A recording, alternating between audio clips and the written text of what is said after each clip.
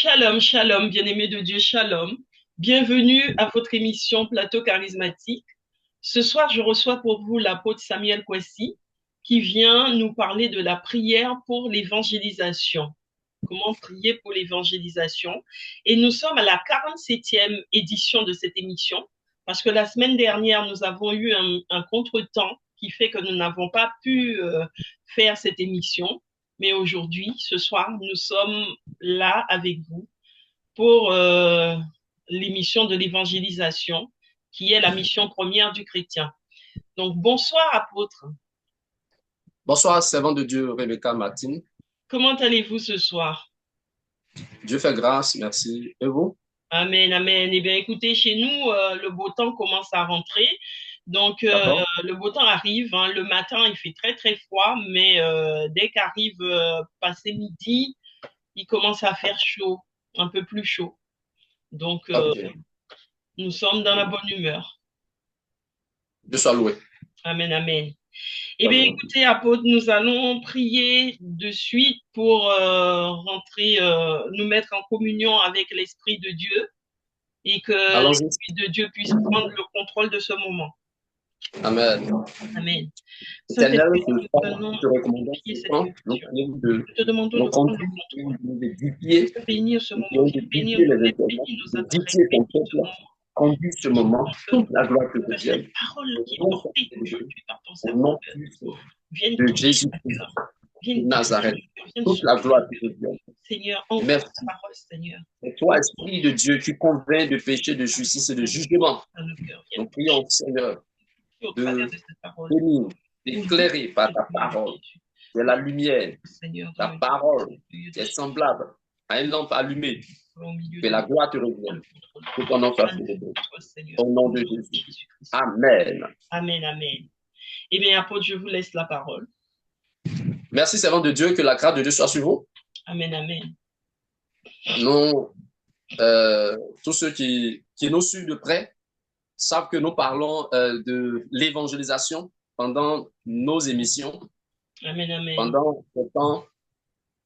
Et aujourd'hui, nous allons parler de l'émission.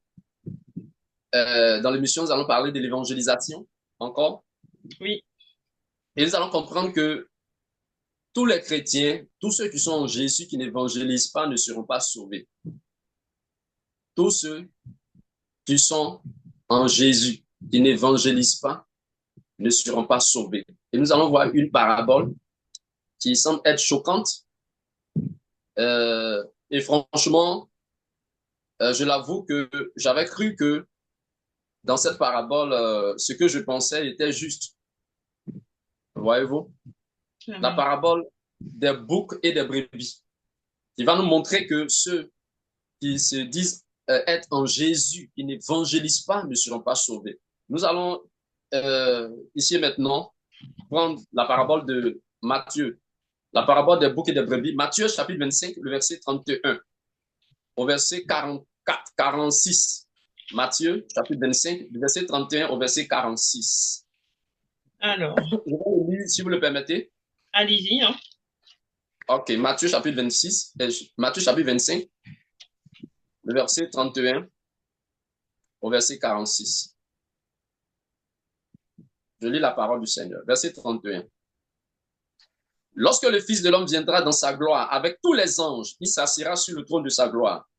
Toutes les nations seront assemblées devant lui. Il séparera les uns d'avec les autres comme le berger sépare les brebis d'avec les boucs. Et il mettra les brebis à sa droite et les boucs à sa gauche. Alors le roi dira à ceux qui seront à sa droite, venez, vous qui êtes bénis de mon Père, prenez possession du royaume qui vous a été préparé dès la fondation du monde. Car j'ai eu faim et vous m'avez donné à manger. J'ai eu soif et vous m'avez donné à boire. J'étais étranger et vous m'avez recueilli. J'étais nu et vous m'avez vêtu. J'étais malade et vous m'avez visité. J'étais en prison et vous êtes venus vers moi. Les justes lui répondront, Seigneur, quand avons-nous vu avoir faim et t'avons-nous donné à manger ou avoir soif et t'avons-nous donné à boire? Quand avons-nous vu nu? Quand avons-nous vu étranger et t'avons-nous recueilli? Ou nu et t'avons-nous vêtu? Et quand avons-nous vu malade ou en prison et sommes-nous allés vers toi? Verset 40. Et le roi leur répondra, je vous le dis en vérité, toutes les fois que vous avez fait ces choses à l'un de ces plus petits de mes frères, c'est à moi que vous les avez faites. Verset 41. Ensuite, il dira à ceux qui seront à sa gauche, retirez-vous de moi, maudits, allez dans le feu éternel qui a été préparé pour le diable et pour ses anges. Car j'ai eu faim et vous ne m'avez pas donné à manger. J'ai eu soif et vous ne m'avez pas donné à boire. J'étais étranger et vous ne m'avez pas recueilli. J'étais nu et vous ne m'avez pas vêtu. J'étais malade et en prison et vous ne m'avez pas visité. Ils répondront aussi, Seigneur, quand avons-nous vu ayant faim ou ayant soif ou étranger ou nu ou malade ou en prison et ne t'avons-nous pas assisté? Et il leur répondra, je vous le dis en vérité, toutes les fois que vous n'avez pas fait ces choses à l'un de ces plus petits, c'est à moi que vous ne les avez pas faites. Verset 46. Et ceux-ci iront au châtiment éternel, mais les justes à la vie éternelle. Amen, amen. Parole du Seigneur. Amen. Alors, voici une parabole ici que nous venons de lire. Alors, une parabole que nous venons de lire. Mais quand nous regardons, n'est-ce pas, au verset 1 de ce chapitre-là, donc au verset 1 de ce chapitre, nous voyons que Jésus dit le royaume des cieux est semblable. Donc, Jésus parle du royaume des cieux. Et maintenant, le verset 31 au verset 46, Jésus parle des boucs et des brebis. Je vous assure que j'ai cru que autrefois que les boucs parlaient des païens. Or, ici, nous allons découvrir que les boucs ne parlent pas des païens, mais les boucs parlent des gens qui ont cru en Jésus, des gens qui ont accepté Jésus, des gens qui ont compris, qui ont reconnu que Jésus-Christ est Dieu, que Jésus-Christ est Seigneur, mais qui n'ont pas fait donc ce qu'il appelle donner à manger lorsqu'il avait faim, donner à boire lorsqu'il avait soif. Et c'est ce que nous allons expliquer pour comprendre que les brebis et les boucs sont des gens qui sont avec Jésus. Les boucs sont ceux-là qui ont fait ce que Jésus voulait. Et qu'est-ce que Jésus voulait? Nous allons découvrir cela.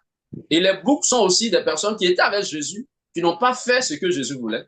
Ainsi, il fera la séparation, les boucs et les brebis. Alors, voyons cela de plus près. Alors, ceux qui seront à la droite de Jésus, être à la droite de Jésus, qu'est-ce que cela signifie? C'est-à-dire, c'est ceux qui auront fait la droiture de Dieu, la justice de Dieu, ceux qui auront obéi à Dieu. Ceux-là, à la droite, donc les brebis. Et à gauche, c'est l'image de ceux-là qui n'auront pas obéi à Jésus. OK. Au verset 34, lorsque nous lisons, la parole de Dieu nous dit, le roi qui est Jésus, il va dire à ceux qui seront à sa droite, c'est-à-dire les brebis, entrez, prenez possession du royaume qui vous a été préparé dès la fondation du monde. Et Jésus va expliquer pourquoi il va dire aux brebis d'entrer dans le paradis, d'entrer dans le royaume des cieux. Qu'est-ce qu'ils ont fait? C'est une parabole pour dire que ce qui va expliquer, ceux qui sont brebis là, c'est ce qu'ils vont faire pour être dans le paradis. Alors, l'explication, Jésus va leur dire, c'est pourquoi je dirais aux brebis d'entrer dans le paradis, d'entrer dans le royaume des cieux, de prendre possession du royaume des cieux, qui leur a été préparé dès la fondation du monde. Il dit, car j'ai eu faim. Jésus dit lui-même, il dit, car moi, Jésus, j'ai eu faim, et vous m'avez donné à manger. J'ai eu soif, vous m'avez donné à boire.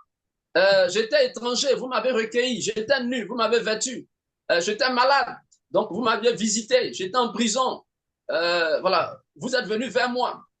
Bon, Jésus explique tout cela. Et les justes, c'est-à-dire les brebis, diront, mais Seigneur, quand avons-nous vu? Tout ce que tu viens de raconter, mais quand est-ce que nous, on t'a vu avoir faim et puis on t'a donné à manger? Bon, qu'est-ce que tu expliques?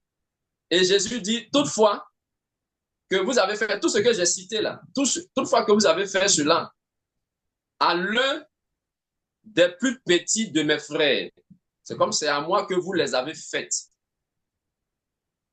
Qui est-ce que Jésus ici appelle ses frères? Est-ce que Jésus est en train de parler donc de ses frères biologiques? Il dit de mes frères. Nous savons que Jésus a dit que ceux qui sont ses frères, sa mère, d'accord, son père, il dit c'est ceux-là qui font la volonté de son père. Or, nous savons que Jésus lui-même est le Père. Donc, en clair, ceux qui font la volonté de Jésus, ceux qui font la volonté de Dieu, c'est ceux-là qu'il appelle donc, donc ses frères. Ses frères. Maintenant, c'est quoi ici cette volonté de Dieu dont Jésus parle? Il dit donner à manger. Il dit, vous m'avez donné à manger. Et on va comprendre que c'est pas la nourriture physique, c'est pas la boisson physique. Parce que, en fait, vous devez comprendre qu'il y a des gens qui ont soif de Dieu. Et ceux qui ont soif de Dieu, c'est Dieu lui-même qui suscite cette soif en eux. La soif de Dieu, la soif d'entendre les paroles de Dieu, la soif de comprendre la parole de Dieu, la faim d'entendre la parole de Dieu. Donc, en fait, Jésus est en train de dire que vous avez donné à manger, vous aviez évangélisé, vous aviez apporté la parole à ceux qui avaient faim et soif de moi. Vous avez évangélisé parce que quelqu'un qui n'a pas Jésus, qui n'a pas la parole, il est étranger par rapport à la maison de Dieu, par rapport au royaume de Dieu. Il est étranger. Voyez-vous, un païen est étranger à la vie de Dieu. Il est étranger à la maison de Dieu. Quelqu'un qui n'a pas Jésus, qui est la vérité, quand on n'a pas Jésus, on est en prison. C'est une sorte de prison. On est emprisonné par le mensonge, d'où par le diable, puisque c'est le diable, c'est Satan qui est le père du mensonge. Selon Jean 8, verset 44. Quelqu'un qui n'a pas la parole, qui n'a pas Jésus, qui n'a pas Dieu en lui, il est malade. Dans Matthieu chapitre 9, verset 13, verset 12 déjà, Jésus a dit, ce ne sont pas ceux qui sont bien portants qui ont besoin de médecins, mais ceux qui sont malades qui ont besoin de médecins. Et Jésus va dire, je ne suis pas venu appeler des justes, mais des pécheurs. Donc les malades dont Jésus parlait, il parlait des pécheurs. Donc ceux qui n'ont pas Dieu, ceux qui ne connaissent pas Dieu, ceux qui n'ont pas Dieu, donc ils sont malades. Donc, quand je dis j'étais malade et vous m'aviez assisté, il parle des gens qui n'avaient pas la parole. Donc, eux, ils ont apporté la parole, ils ont évangélisé. Et voyons cela plus clairement pour comprendre Amos, chapitre 8, verset 11. Amos, le chapitre 8, verset 11. Amos, chapitre 8, verset 11. Amos, chapitre 8, verset 11.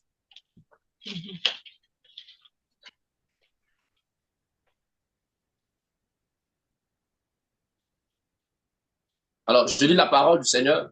Allez-y.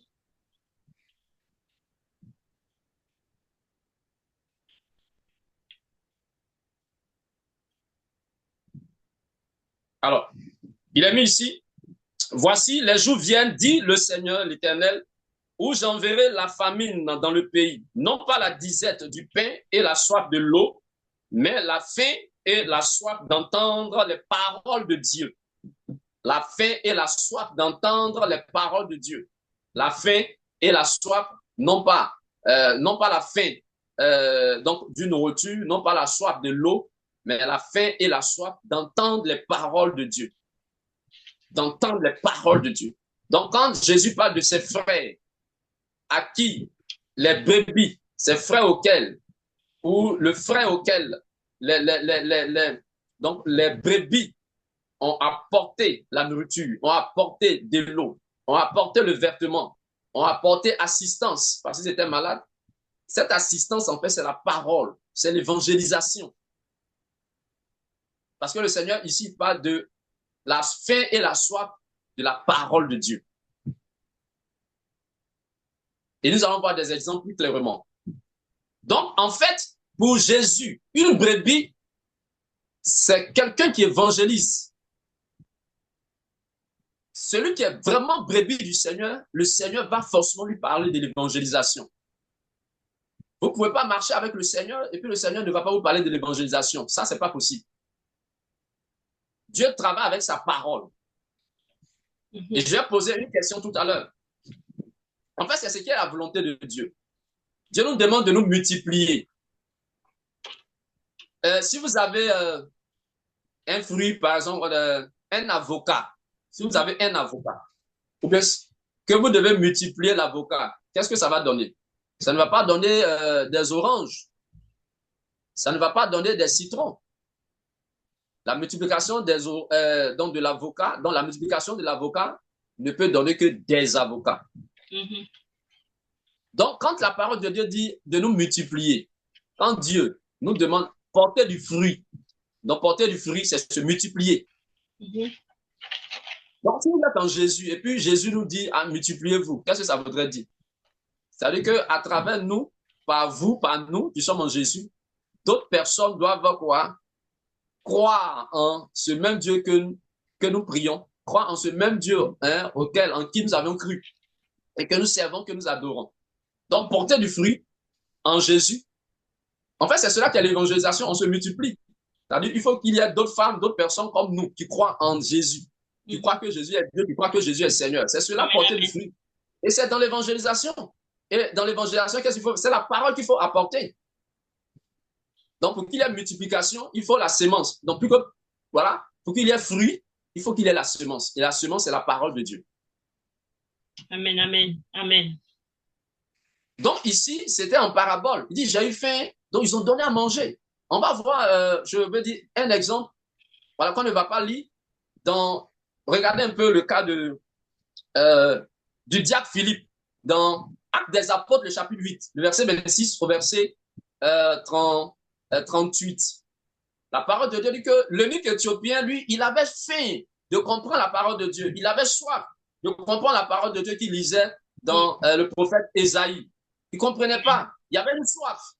Dieu, ayant vu cette soif, le Seigneur ayant vu cette soif, va conduire, voyez-vous, le diacre Philippe à aller vers l'eunuque éthiopien pour évangéliser, pour lui faire comprendre la parole. Et qu'elle est partie, il a évangélisé, il a prêché la bonne nouvelle de Jésus. L'eunuque éthiopien a compris, au point où l'eunuque éthiopien lui-même demande à Philippe de le baptiser parce qu'ils avaient rencontré de l'eau. Il n'a pas attendu un jour ni deux jours, non.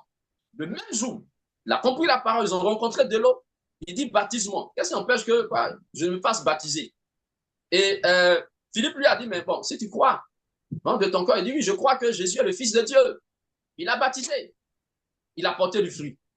Mais qu'est-ce qu'il est parti? L'explication qu'il est parti donner, c'est comme il est parti donner à manger à l'eunuque éthiopien qui avait faim de quoi? De la parole de Dieu. Qui avait soif de quoi? De la parole de Dieu. De comprendre. Mais j'ai envie de vous poser une question, apôtre. Allez-y, servant de Dieu. Lorsque, par exemple, dans un songe, on se voit en train de manger la nuit dans le rêve, qu'est-ce que cela signifie alors? Oui, mais tout dépend. Il y a la nourriture de Dieu et puis il y a la nourriture du diable. Oui. Donc, on ne peut pas tout de suite dire de quoi est-ce qu'il s'agit. Ce sont des langages de Dieu, ce sont des langages spirituels. Voilà. Voyez-vous, lorsque l'apôtre Pierre a eu cette vision, dans Actes des Apôtres, le chapitre 10, du verset 10 au verset 13, l'apôtre Paul a vu une vision où une nappe est descendue du ciel. Le ciel s'ouvrit et une nappe descendue du ciel. Et sur cette nappe, il y avait des animaux. Et le Seigneur lui dit, Pierre, lève-toi, tue et mange. Et mange. Donc Dieu demandait de manger ces animaux qui étaient là. Alors que ces animaux représentaient des hommes. Les hommes qui étaient dans la maison de Corneille. Et Corneille lui-même. Bon, c'était quoi les manger? Donc Dieu voulait qu'il aille évangéliser. Dieu voulait que Pierre, l'apôtre Pierre, aille dans la maison, sous le toit de Corneille, pour aller évangéliser et Corneille et tous ceux que Corneille avait invités, ses amis et ses parents. Donc manger, c'est aller évangéliser. Aller leur expliquer l'évangile, la parole, qui est Jésus et tout cela. Et quand elle est partie, ceux-ci ont reçu le Saint-Esprit. Mais lorsqu'ils ont reçu le Saint-Esprit, c'est ce qu'on appelle porter du fruit. Parce que Pierre avait le Saint-Esprit. Pierre avait le Saint-Esprit. Bon, il porte du fruit comment? Quand il portait du fruit. Donc, par toi, il doit y avoir d'autres femmes, des femmes et des hommes qui reçoivent aussi le Saint-Esprit. Qui reçoivent aussi Dieu pour servir Jésus. Donc, elle est partie, il a prêché, les gens ont reçu le Saint-Esprit. Donc, on dit Pierre a porté du fruit. Mais ce que le Seigneur lui a dit, dans la vision, après qu'il ait vu la vision, mange, lève-toi, tue et mange. Manger, c'est soit faire la volonté de Dieu, soit faire la volonté du diable. Et selon le songe, on pourra comprendre clairement. Voyez-vous, lorsque dans le jardin d'Éden, le serpent est venu dire à Adam et Ève, en passant par Ève, manger, manger le fruit de l'arbre de la connaissance du bien et du mal, manger. C'était pas une nourriture physique, mais c'était parce qu'ils ont fait quelque chose qui était la volonté du diable, qui n'était pas la volonté de Dieu. Je prends un exemple. Quelqu'un, bon, quand Dieu dit par exemple, vous ne commettrez pas adultère, celui qui commet adultère, c'est comme il entend de manger la nourriture du diable. Voyez-vous? Voilà, quelqu'un qui fait quelque chose que Dieu veut, il est en train de manger la nourriture de Dieu. Et Jésus l'a expliqué dans Jean chapitre 4, le verset 34. Jésus a dit ceci, ma nourriture, c'est de faire la volonté de celui qui m'a envoyé et d'accomplir son œuvre. Voilà. Donc, il y a un autre élément qui apparaît ici. Manger pour Dieu, qui est Jésus dit la nourriture, là, c'est la volonté de Dieu. Faire la volonté de Dieu et accomplir son œuvre. Faire et accomplir. Faire et accomplir. Donc, c'est donc, parce qu'une nourriture, il faut la consommer. Une nourriture, il faut la manger. Donc, voilà ici l'explication que je peux donner de ce que signifie manger dans un rêve. Donc, selon le contenu du rêve, selon le contenu du songe, on pourra savoir s'il s'agit de la nourriture de Dieu ou bien s'il s'agit de la nourriture du diable pour dire si c'est la volonté de Dieu ou bien si c'est la volonté du diable. Amen. Amen, amen. Alors, donc, nous continuons dans notre enseignement. Donc, ici, nous voyons que Jésus, dans Matthieu chapitre 25, du verset 34 au verset 40, Jésus fait comprendre que vous, les brebis là, c'est ceux qui sont avec lui, Jésus, qui ont évangélisé, qui ont donné la nourriture, la parole, qui ont évangélisé. Et ils ont porté du fruit. Ils ont évangélisé. C'est quoi il leur dira d'entrer dans le paradis. Et contrairement au bouc, parce que quand nous lisons au verset 39, les justes, qui sont les brebis, après que Jésus a fini de parler, il dit Seigneur. Et on va voir aussi que les boucs ont appelé aussi Jésus Seigneur. Est-ce que les païens appellent Jésus Seigneur? Est-ce que les païens reconnaissent que Jésus est Seigneur? Voilà. Donc, c'est ce qui va montrer que les boucs, là, il ne s'agit pas des païens, mais il s'agit des gens qui ont cru, qui ont accepté Jésus, qui reconnaissent que, c'est-à-dire que c'est nous, là, qui reconnaissons que Jésus est Dieu, il est Seigneur, qui reconnaissons que Jésus, ok, d'accord, donc qui reconnaissons que Jésus est Dieu. Donc, être avec Jésus et puis ne pas comprendre la mission de l'évangélisation, ça veut dire que vous n'êtes pas encore brebis, c'est que vous n'avez pas encore compris. Bien sûr, le Seigneur ne vous a pas encore expliqué. Mais si vous êtes brebis, il vous expliquera, il vous fera comprendre que la priorité, le fondamental pour ceux qui sont avec lui, c'est l'évangélisation. Amen, amen. C'est l'évangélisation. Parce que, en fait, c'est pas donner une nourriture physique à quelqu'un. C'est pas sur cela que le Seigneur va se baser pour dire, voilà, parce que vous avez donné à manger physique aux hommes, aux orphelins, aux veuves. Je ne dis pas que ces choses ne sont pas bonnes. Ce sont de bonnes œuvres. Mais c'est pas sur cela que le Seigneur s'appuie pour dire, vous entrez au paradis. Donc, ça veut dire que les païens qui aident des hommes, hein, parce qu'il y a des païens qui font ces bonnes œuvres-là, qui aident des nécessiteux. Ça dit que Jésus va dire à ceux-là, vous, voilà, comme vous avez donné à manger à ceux qui ont faim, bon, vous allez entrer dans le paradis. Non. Non. Il ne parle pas de l'aspect physique, mais de l'aspect spirituel. On parle de donner à manger, donner à boire, voilà, accueillir l'étranger et tout cela. Et c'est ce que je suis en train d'expliquer. Maintenant, aux brebis, plutôt au bouc, Jésus dit ceci, le verset 41. Ensuite, le roi qui est Jésus dira à ceux qui seront à sa gauche, c'est-à-dire les boucs, il dit, retirez-vous de moi. Avant de se retirer de quelqu'un, ça voudrait dire que on était avec cette personne. Lisez bien le verset 41 de Matthieu chapitre 27, verset 41. Ensuite, le roi dira à ceux qui seront à sa gauche, retirez-vous de moi. Et il dit, maudit. N'oubliez pas que l'apôtre Paul a dit, malheur à moi si je n'annonce pas l'évangile. Malheur à moi si je n'annonce pas l'évangile.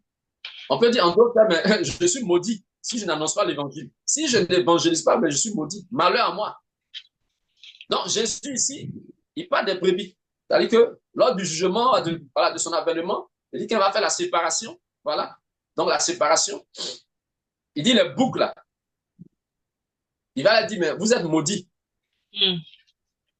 Donc, c'est des gens qui sont avec lui, qui l'ont accepté, mais qui n'ont pas évangélisé, qui n'ont pas fait ce que les brebis ont fait, qui a donné à manger, donné à boire, donné donc le vêtement, accueilli l'étranger et tout cela. Alors, donc nous lisons Matthieu, donc chapitre 25, le verset 41. Donc le Seigneur dit, retirez-vous de moi, maudits, allez dans le feu éternel, préparé pour le diable et ses anges.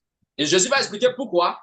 Donc, il leur dira, entrez dans le feu éternel, allez dans le feu éternel. Il dit, car j'ai eu faim, vous ne m'avez pas donné à manger. J'ai eu soif, vous ne m'avez pas donné à boire. Donc, ce que les brebis ont fait, les boucs n'ont pas fait cela.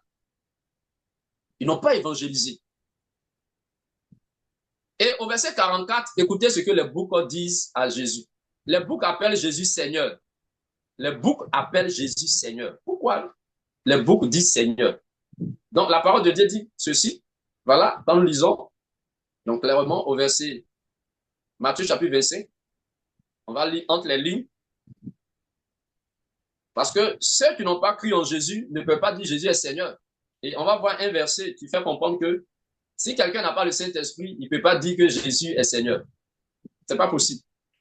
Matthieu chapitre 25. Alors, le verset 44. Alors, nous voyons.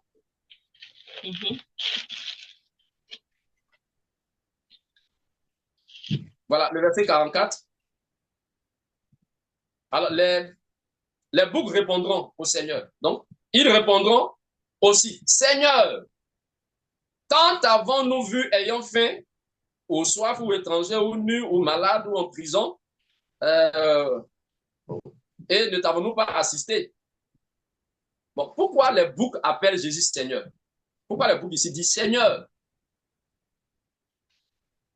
Voyez-vous, bien-aimés, il s'agit bien de nous qui disions avoir cru en Jésus. C'est parmi nous que le Seigneur va faire le tri. Parce qu'il y a des gens qui n'évangélisent pas. Parce qu'ils n'ont pas compris. Ou bien d'autres ont compris, mais ils ne le font pas. Ils disent à Jésus Seigneur. Dans Matthieu chapitre 7, verset 21, la parole de Dieu dit ceci. Jésus dit, ceux qui me disent Seigneur, Seigneur, n'entreront pas tous dans le royaume des cieux. Qui sont ceux qui appellent Jésus Seigneur? Non, c'est ceux qui croient que Jésus est Dieu, ceux qui l'ont accepté, ceux à qui Jésus a donné sa vie, qui ont compris que Jésus est Dieu. Et parmi nous, là, Jésus dit, il y a d'autres, ils ne vont pas évangéliser. Or, c'est par l'évangélisation qu'on porte du fruit, c'est par l'évangélisation qu'on se multiplie. Parce qu'il n'y a pas quelque chose d'autre. Écoutez, la sémence de Dieu, là, c'est sa parole. Amen. Ce n'est pas le pain physique. Donc, même si vous aidez beaucoup de personnes, ce n'est pas ce qui veut, donc, fera dire que vous êtes en train de vous multiplier. Oui, la nourriture physique, que les païens font autant. Voilà. Donc, donner la nourriture physique à quelqu'un ne peut pas vous amener à vous multiplier. Non, ce n'est pas possible. Il y a un principe. Ce qui amène les hommes à être comme Dieu, c'est sa parole. Amen. C'est sa parole appelée la sémence. On va voir cela plus clairement. Donc, dans Matthieu chapitre 7, verset 21, Jésus dit, ceux qui me disent Seigneur, Seigneur, là, ce n'est pas eux tous. Ça veut dire que tous ceux qui croient que Jésus est Dieu, ce n'est pas eux tous qui vont entrer dans le royaume des cieux. Parce que d'autres ne vont pas obéir. D'autres vont obéir. Et puis, au verset suivant, il dit, mais celui-là seul, au verset 21, Matthieu 7, verset 21, mais celui-là seul qui fait la volonté, pas les volontés, la volonté de mon Père qui est dans les cieux.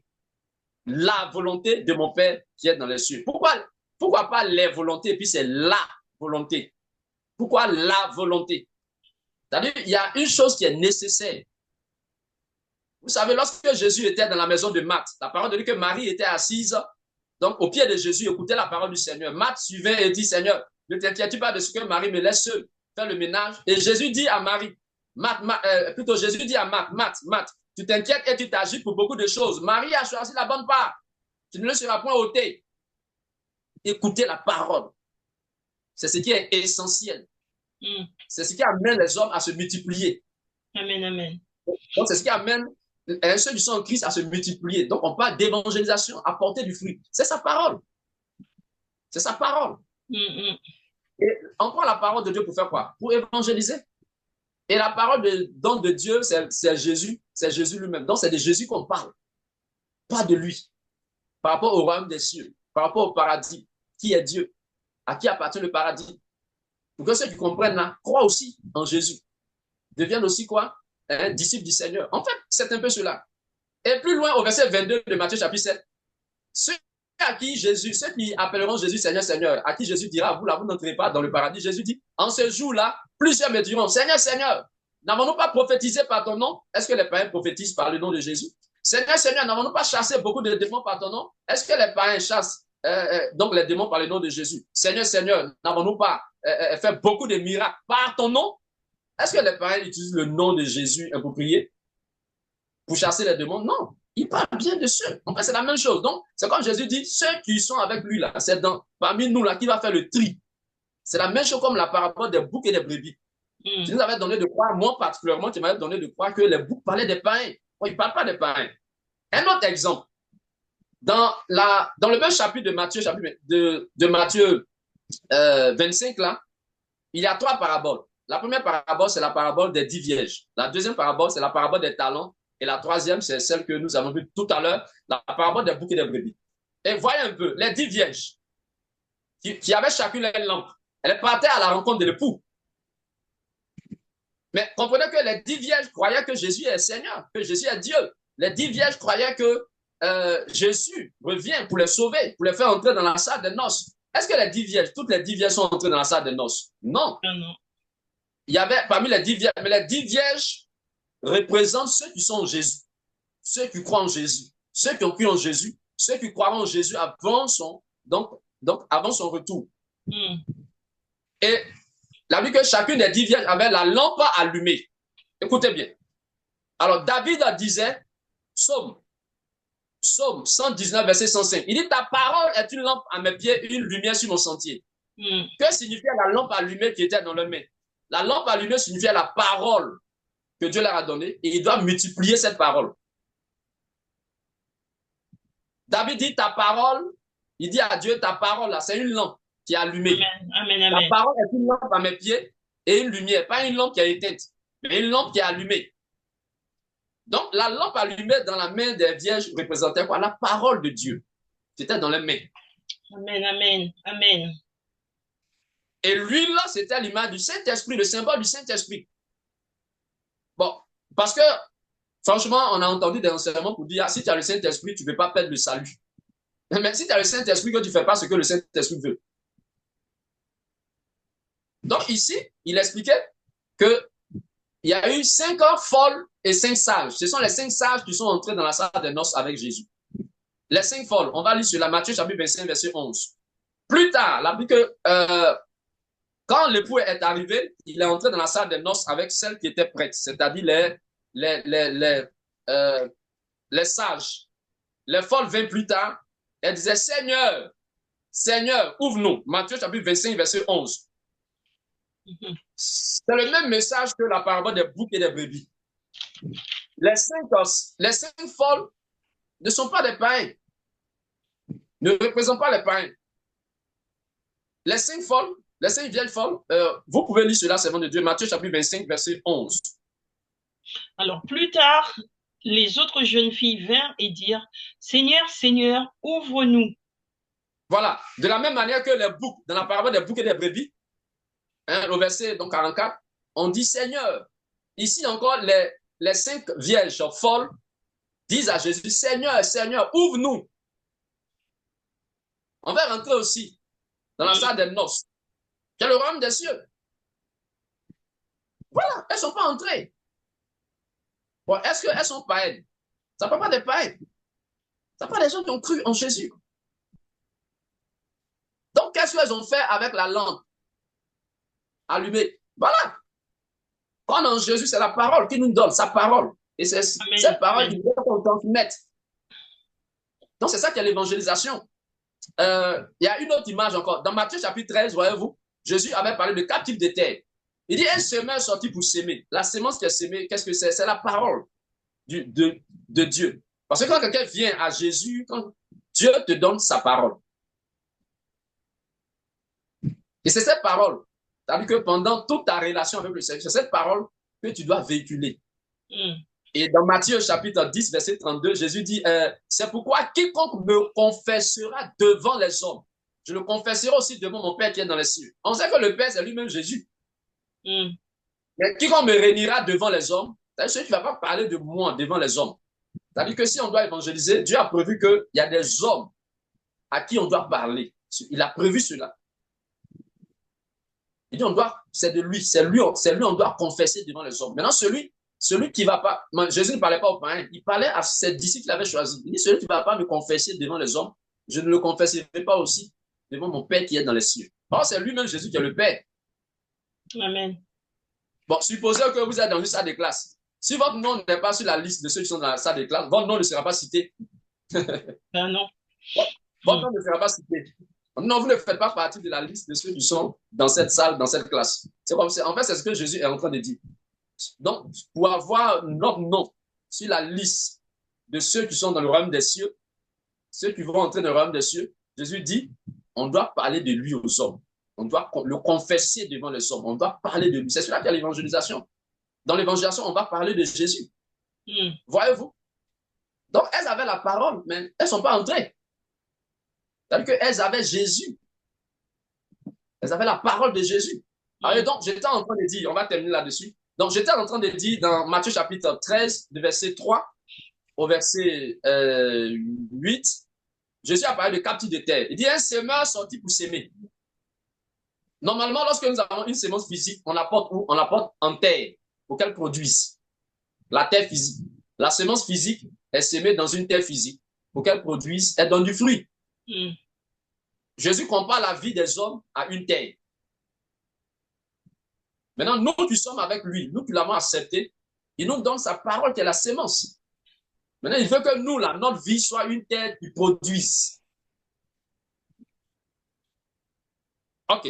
Donc, il dit, une partie de la sémence est tombée le long du chemin. Les oiseaux vinrent et mangèrent. Jésus explique pour dire, il dit, non, celui qui a reçu la sémence, la parole de Dieu le long du chemin, c'est celui qui a écouté la parole de Dieu, la parole du royaume, mais il ne la comprend pas. Donc, le malin, c'est-à-dire le diable, vient arracher cette semence, la parole de Dieu. Deuxième type de terre, il dit, il y a une terre qui est appelée endroit pierreux, beaucoup de pierres, où il n'y a pas beaucoup de terre. Lorsque la semence, dont la parole donc est semée, elle pousse aussitôt. Mais quand quand le soleil parut, donc la plante a séché. Le Seigneur dit, c'est ceux-là qui reçoivent la parole avec joie. Mais quand survient une tribulation, ils abandonnent. Ils ne portent pas du fruit. Troisième type de terre, il dit cela appelé terre, endroit épineux, terre épineuse. Que les épines étouffent la parole. Donc cela les empêche de porter du fruit.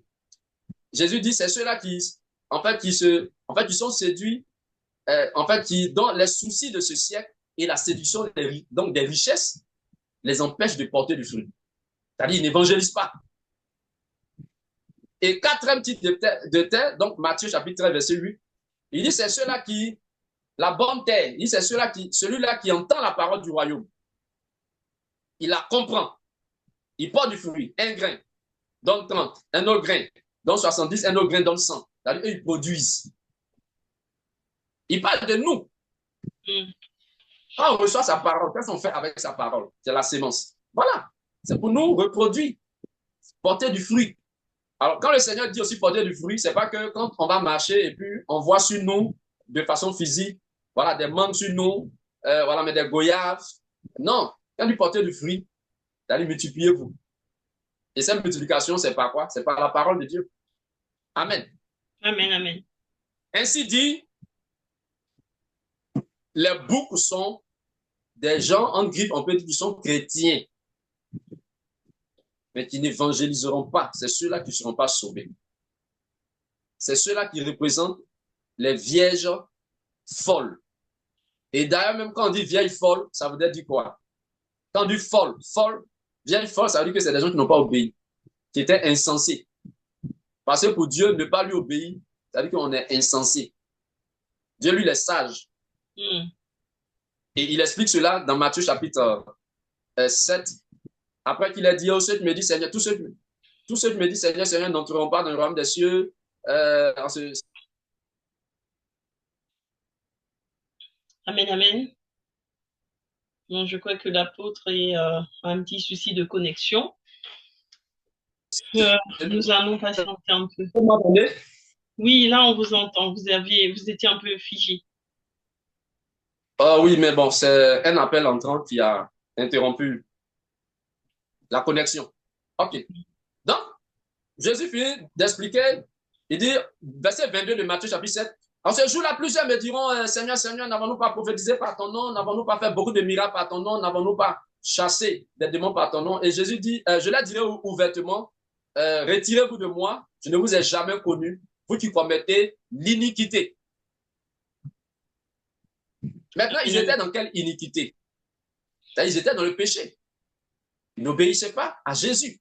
Ils n'étaient pas des brebis. Ils étaient juste avec le Seigneur. Ils ont cru en lui. Parce que croire en Jésus et puis être brebis de Jésus, c'est différent. Vous pouvez croire que Jésus est Dieu et tout cela, mais ce que vous dites, vous ne faites pas. C'est deux choses différentes. C'est deux choses différentes. Alors Jésus va expliquer maintenant au verset 24. Il dit c'est pourquoi. Il va expliquer pourquoi il dira à certaines personnes qui croient que lui, il est Seigneur, qu'il appelle même Seigneur, qu'il le confesse Seigneur. Pourquoi il leur dira, vous là, vous n'entrez pas dans le royaume des cieux? Parce que vous n'avez pas fait ma volonté, la volonté du Père. Parce que vous êtes dans l'iniquité. Il va expliquer maintenant pour dire, c'est pourquoi, le verset 24 de Matthieu chapitre 7.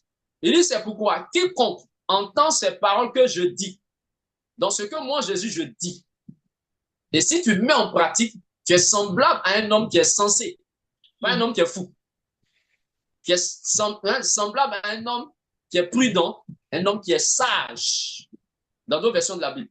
Donc, soit c'est prudent qui est mis, ou sage, ou sensé. Donc, un homme prudent, donc un homme sensé ou un homme sage qui a bâti sa maison sur le roc.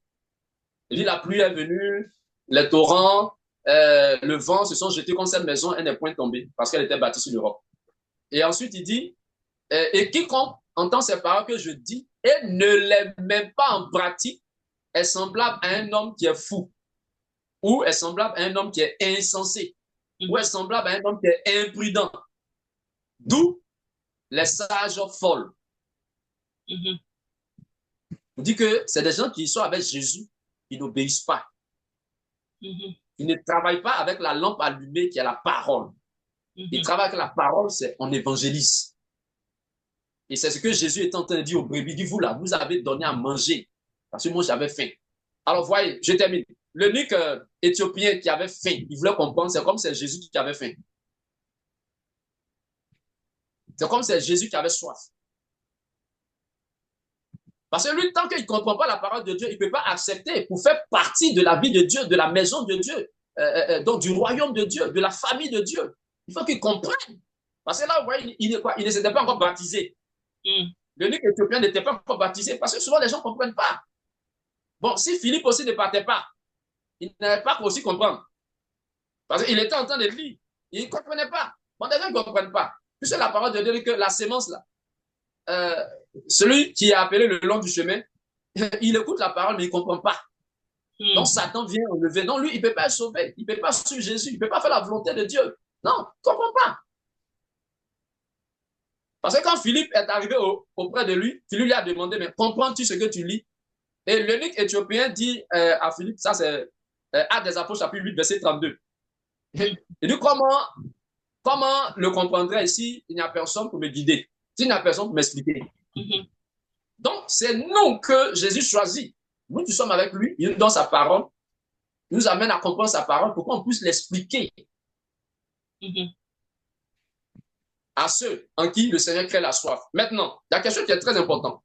C'est pourquoi je dis, voyez-vous, Philippe n'est pas parti évangéliser l'eunuque éthiopien de lui-même. C'est le Saint-Esprit qui l'a conduit. Parce que c'est le Saint-Esprit lui-même qui savait que l'eunuque éthiopien avait une soif de comprendre la parole de Dieu. C'est pourquoi dans Amos chapitre 8, verset 11, le Seigneur dit que moi-même, là, je vais provoquer la famine.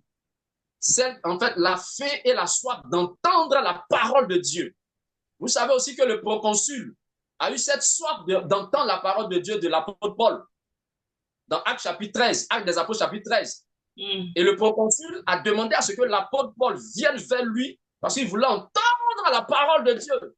Et c'est Dieu lui-même qui suscite la soif et la faim de sa parole, de sa vie, dans la vie des gens.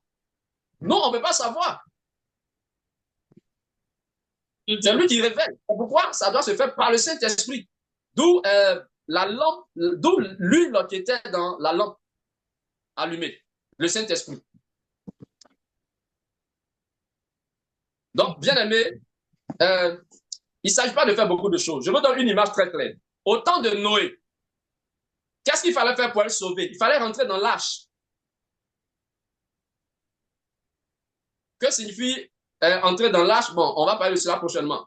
Mais il fallait entrer dans l'arche. Donc, sous l'ère de Noé, ceux qui devaient être sauvés devaient entrer dans l'arche.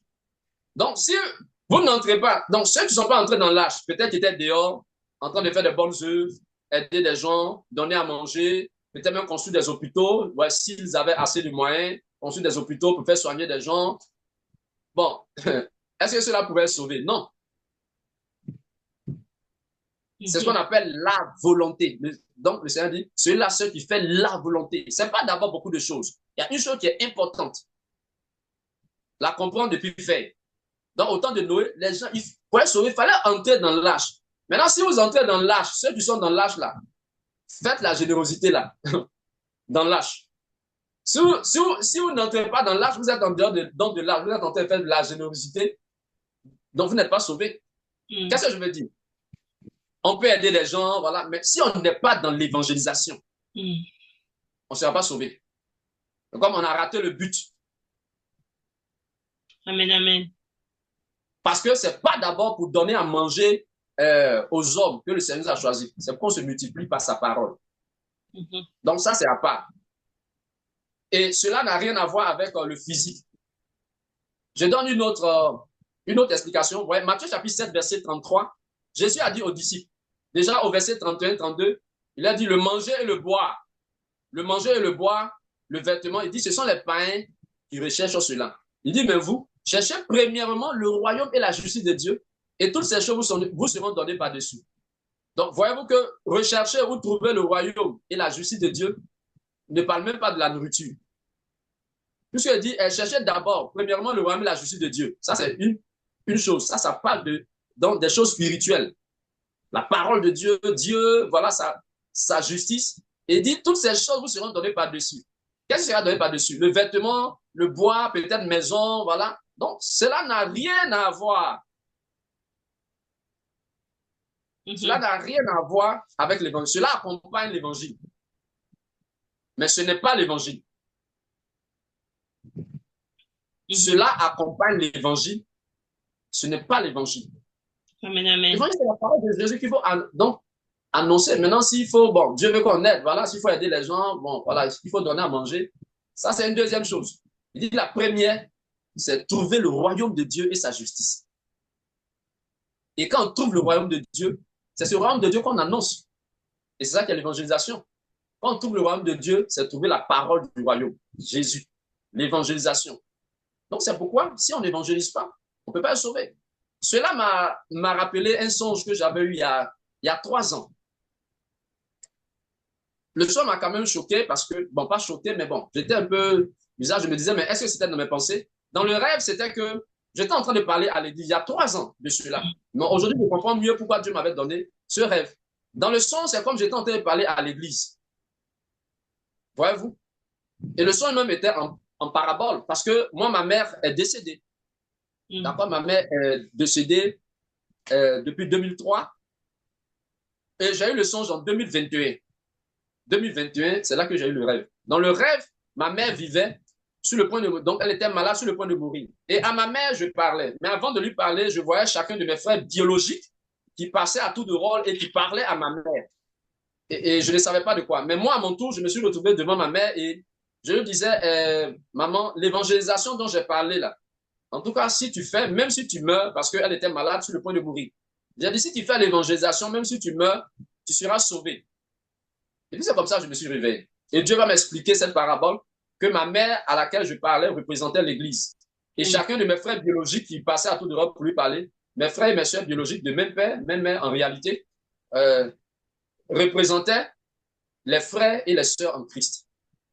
Qui venaient parler aussi à maman. Mm. Et maman représentait l'Église. Pourquoi? Parce que l'Église, c'est la femme de Jésus. Et donc, dans le songe, mon papa représentait Dieu, Jésus qui est le Père. Mm. Donc, Jésus qui est le Père, sa femme, c'est l'Église. Donc, mon papa, dans le songe, la femme de mon papa. Donc, la femme de mon papa représentait l'Église à laquelle je parlais. Et je lui parlais de l'évangélisation. Je lui disais, ah si, en tout cas, l'évangélisation dont je t'ai parlé, si tu fais, même si tu meurs, tu seras sauvé. Ça voudrait dire, si tu ne fais pas l'évangélisation, que tu meurs, tu ne seras pas sauvé. Et c'est le même message que nous venons de voir. Et donc, ça me permet de comprendre pourquoi Dieu m'avait donné ce songe. Parce que depuis des années, Dieu me dit de parler seulement de l'évangélisation à l'Église. À l'Église. Donc, servant de Dieu, voici un peu ce que je voulais partager avec le peuple de Dieu concernant l'évangélisation. C'était la parole. Amen. On ne peut pas se motiver par autre chose. Donc, et vous savez, une fois que Jésus a maudit un figuier, oui. Parce que de ce figuier, il n'y avait pas de fruits. Mm. Donc, les boucs que Jésus a dit maudits là, Matthieu chapitre verset 41, il dit retirez-vous de moi, ceux qui sont à sa gauche. Il dit retirez-vous de moi, maudits. Ils n'ont pas porté du fruit, ils n'ont pas travaillé avec la parole. Les vierges sages étaient maudites. Elles n'ont pas produit. Elles n'ont pas obéi. Parce que quand on dit, donc elles n'ont pas obéi, bon, qu'est-ce qu'elles n'ont pas fait au juste? Vous voyez, souvent, bon, il y a tellement de choses, on ne sait pas, bon, c'est quoi au juste la volonté de Dieu? Bon, il y a des choses secondaires, mais il y a la priorité. La priorité, si nous ne la faisons pas, les choses secondaires, ça veut dire qu'on a perdu le but. Or, la priorité, si nous la faisons, même si les autres, nous ne le faisons pas, je ne dis pas qu'on ne doit pas faire, on doit faire, mais même si on ne le fait pas, on est sauvé. Et c'est ce que j'ai expliqué tout à l'heure. Au temps de Noé, entrer dans l'arche, ça vous sauve. Mm.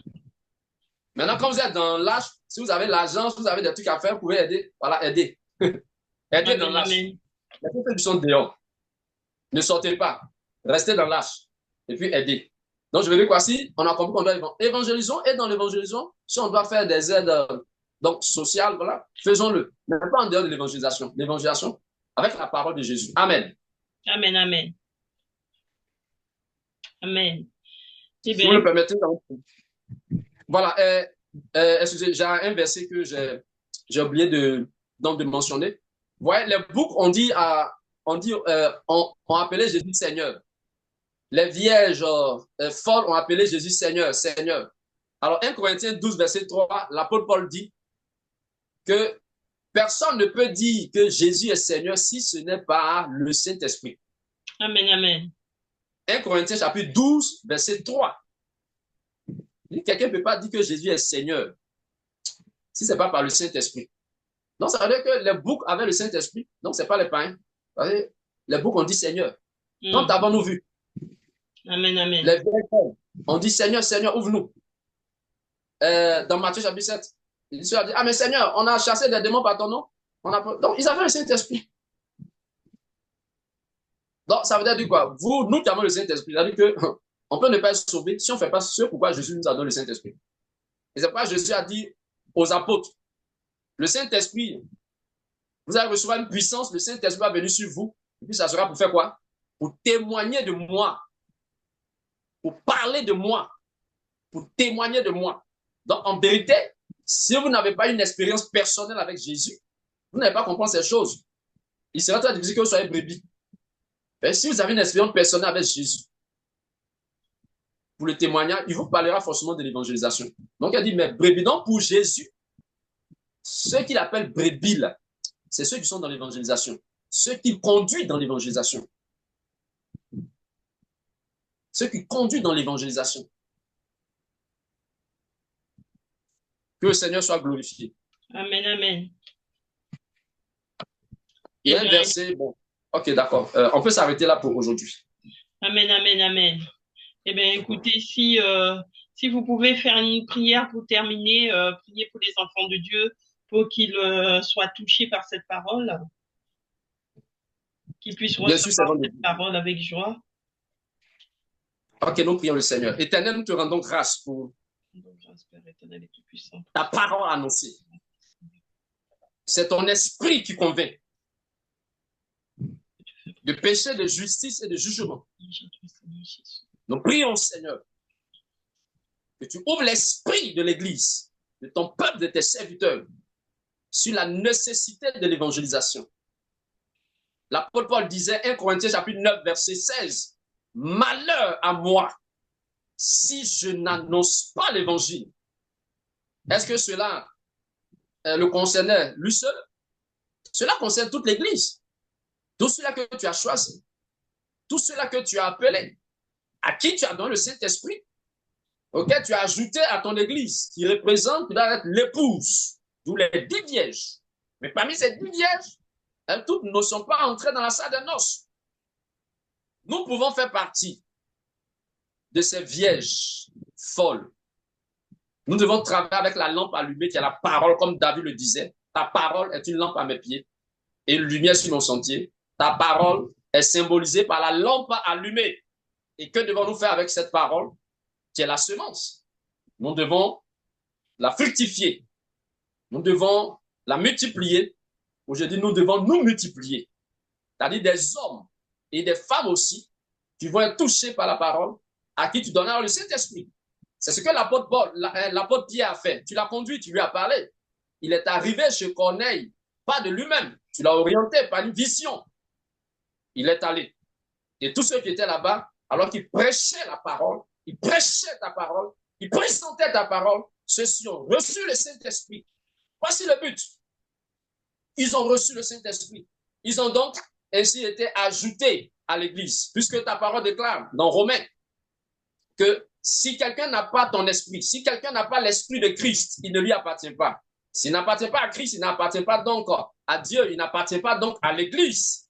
Tu n'ajoutes pas à l'Église, Seigneur, ceux qui n'ont pas le Saint-Esprit, ceux à qui tu n'as pas donné le Saint-Esprit. Oh, alléluia.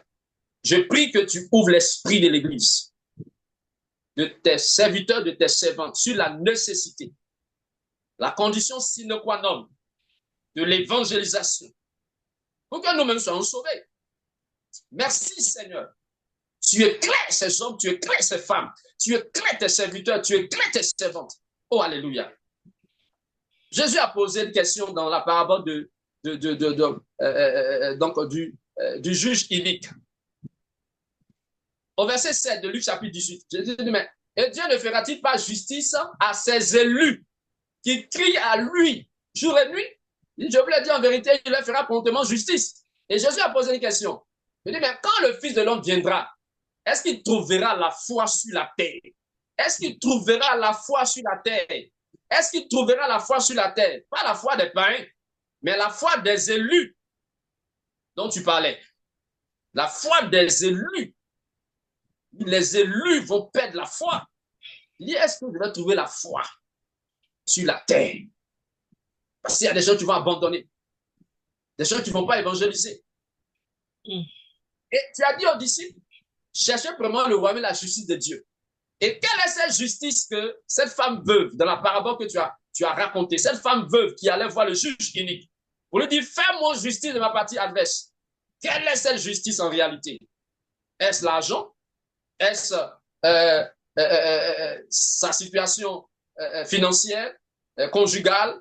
De quoi est-ce qu'il s'agit? Il s'agit bien de ta volonté qui est l'évangélisation. Voici ta justice. Voici ta justice.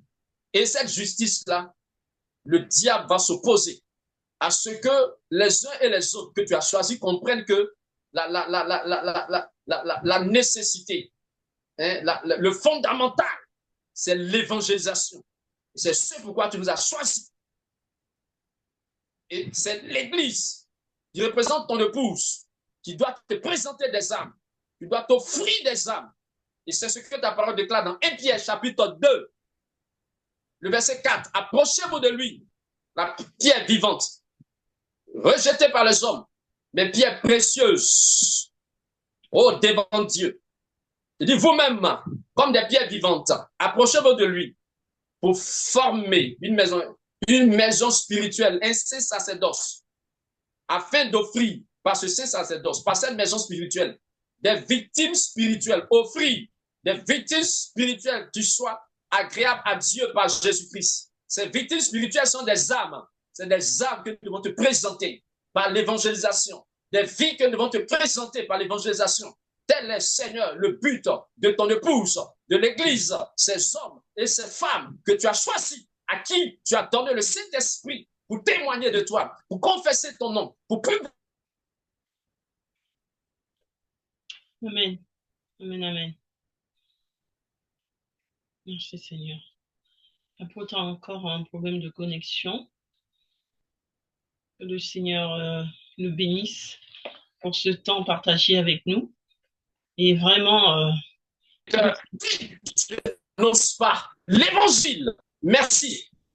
Merci de créer cette soif et cette faim de proclamer ta parole dans la vie de tes serviteurs, de tes servantes, dans la vie de l'Église. Au nom de Jésus, nous avons prié. Amen. Amen, amen, amen. Vraiment, merci, serviteurs de Dieu. Que le Seigneur vous bénisse et continue à vous remplir encore de ses merveilles. Et vraiment que Amen. Tous les téléspectateurs soient touchés, qu'ils reçoivent leur part, comme Marie a reçu sa part au pied de Jésus. Ma prière, c'est que Alléluia. vous, téléspectateurs, vous puissiez recevoir votre part. Et je vous dis Amen. à bientôt. À bientôt, servant de Dieu. Soyez bénis. Amen. Restons bénis. Amen.